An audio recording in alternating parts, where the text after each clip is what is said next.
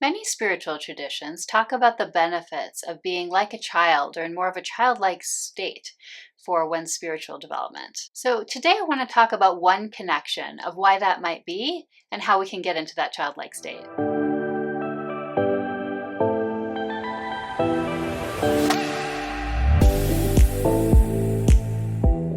Hey everyone, I'm Sonja and this is Holiness Connection. And today I wanted to talk about one connection between spiritual development and putting on the mind of a child. So, just one example here. I think there's lots. Even beginner's mind, in a sense, touches on this. But just to give one example, in the Christian Bible, in Matthew 18:3, there's a quote speaking of Jesus, and he said, "Truly I tell you, unless you change and become like little children, you will never enter the kingdom of heaven."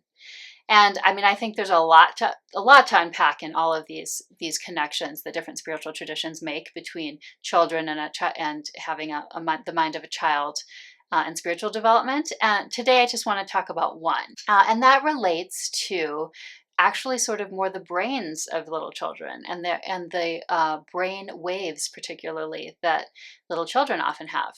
Because I think it's an interesting one to touch into, because it's possible to actually cultivate these brainwave states in ourselves as adults. So it's kind of a very direct practice, has a very direct practical application in quite a physical way, actually, for putting on the mind of a child.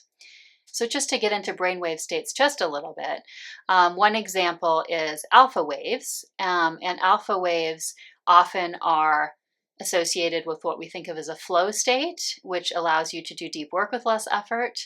They also often induce more of a calm feeling with increased creativity. And importantly, people are often able to absorb new information more, which you could also call suggestibility. So it also can mean that you can do a lot of integration also in terms of psychological work, for example. And to me, that even makes a connection and sounds a bit like beginner's mind. They also know that researchers know that meditation and mindfulness prolong people's ability to stay in this state. So you can also see the connection there between things that we do as spiritual practices, like meditation and mindfulness, and this alpha wave state. And this is a state that children are in much more of the time. They're actually in this state, particularly more up to around the age of 8. They're in this much more suggestible state, which kind of makes sense if you think about it. They're in a state of absorbing new information, right? And how the world is. And then another brainwave state that's important to consider for today is the theta wave state, which is when you're drifting off to sleep or in that light sleep right before you wake up. You're awake, but you're really deeply relaxed in that state.